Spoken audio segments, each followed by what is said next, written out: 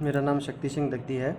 आज हम EE 304 electrical design and drawing में टॉपिक डिस्कस करेंगे, effect of air gap length on motor performance. Effect of air gap length on motor performance. Motor की performance में air gap का क्या effect होता है? तो 4-5 फैक्टर हैं जो हमें ध्यान रखने पड़ेंगे, जिससे हम ये पता कर सकते हैं। सबसे पहला पॉइंट जो है वो है पावर फैक्टर। तो necessary MMF which is to be transferred from air gap to rotor is directly proportional to flux density and length of air gap. मतलब जो एमएमएफ एयर गैप से रोटर की ओर ट्रांसफ़र होता है वो किस पे डिपेंड करता है? फ्लक्स डेंसिटी पे और लेंथ ऑफ एयर गैप पे डिपेंड करता है। मतलब क्या है कि length of air gap effects magnetizing current. जब एयर गैप ही डिसाइड करता है कि मैग्नेटाइजिंग करंट कितनी होगी। तो अगर एयर गैप ज़्यादा होगा तो मैग्नेटाइजिंग करंट ज़्यादा होगी, लेकिन अगर मैग्नेटाइजिंग करंट ज़्यादा हो जाती है तो पावर फैक्टर की वैल्यू कम हो जाती है। पावर फैक्टर लैगिंग चला जाता है और पावर फैक्टर की वैल्यू कम हो जाती है।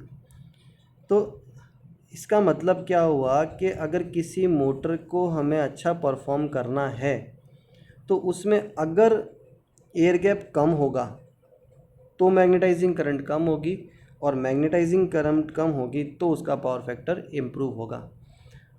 बट इतना भी कम नहीं होना चाहिए जिसकी वजह से हमें दूसरी प्रॉब्लम आए, और वो दूसरी हम आगे डिस्कस करेंगे।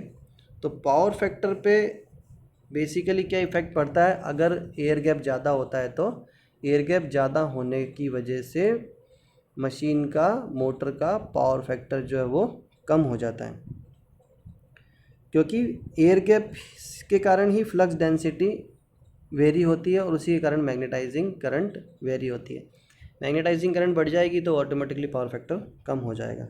मींस ज़्यादा एयर गैप लेने से पावर फैक्टर रिड्यूसेस, कम होता है। ये हमें ध्यान रखना है।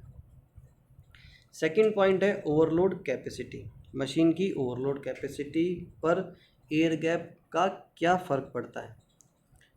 ओवरलोड कैपेसिटी का मतलब क्या होता है? बेसिकली मतलब ये होता है मैक्सिमम आउटपुट या फिर रेटेड आउटपुट। ओवरलोड कैपेसिटी मतलब हम यही तो कहेंगे ना कि आउटपुट कितना है, उसका मैक्सिमम आउटपुट कितना जा सकता है, तो वो चीज़ हमें देखनी है। या फिर हम बोल सकते हैं कि उसका रेटेड आउटपुट कितना है उस मोटर का। इन दो चीज़ों पर डिपेंड करता है ओवरलोड कैपेसिटी।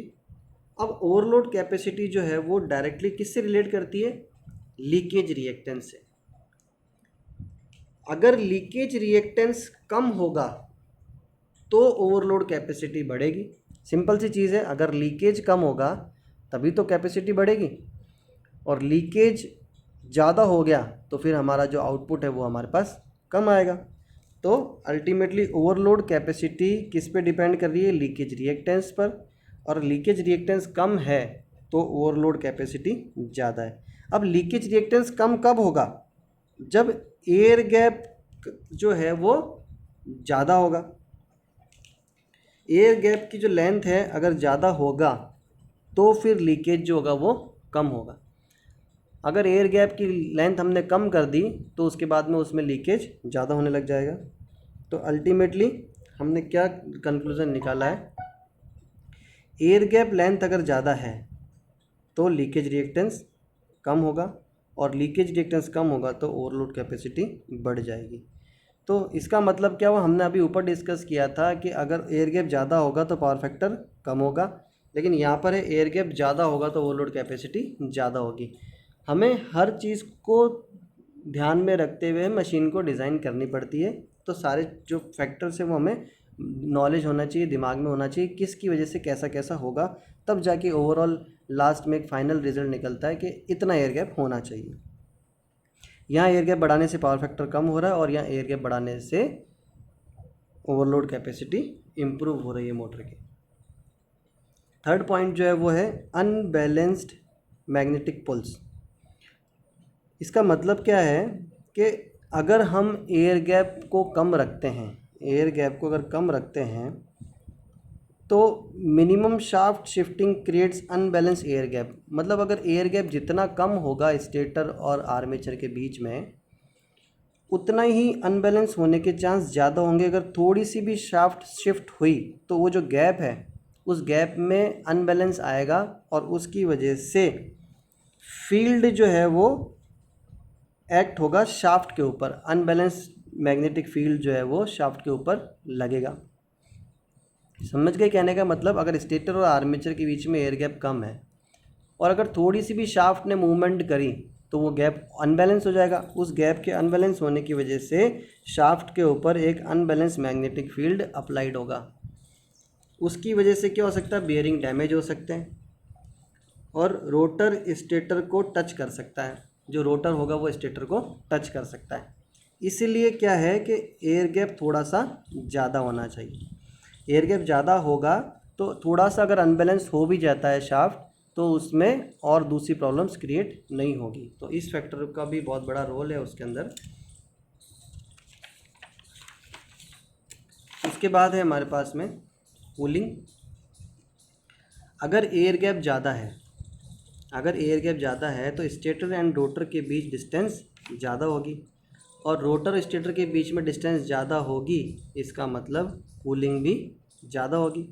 अगर डिस्टेंस ज़्यादा है तो एयर का फ्लो होने का चांस ज़्यादा है तो उसकी कूलिंग प्रॉपर होगी, और डिस्टेंस अगर इन दोनों के बीच में कम है तो एयर कम फ्लो हो पाएगी। मतलब एयर गैप ज़्यादा होने से कूलिंग भी अच्छी होती है मोटर की, और कूलिंग अच्छी होगी तो मोटर की ओवरलोड कैपेसिटी ऑटोमेटिकली बढ़ जाएगी। उसके बाद फिफ्थ पॉइंट जो है वो है नॉइज़ मतलब क्या है? अगर एयर गैप ज़्यादा होगा तो change in reluctance in air gap कम होगा। दोनों के बीच, रोटर और स्टेटर के बीच में अगर एयर गैप कम है तो नॉइज़ ज़्यादा डेवलप होगी, और दोनों के बीच में डिस्टेंस ज़्यादा है, गैप थोड़ा सा ज़्यादा है तो रिलक्टेंस कम होगा और नॉइज़ भी कम होगी। मतलब एयर गैप बढ़ाने से नॉइज़ कम होगी। तो हमने 5 फैक्टर पढ़े, पाँचों में एयर गैप बढ़ाने से नॉइज़ कम होगी, एयर गैप बढ़ाने से कूलिंग अच्छी होगी, एयर गैप बढ़ाने से मैग्नेटिक पुल्स जो होगा, मैग्नेटिक अनबैलेंस मैग्नेटिक पुल जो शाफ्ट पे आएगा वो भी कम आएगा।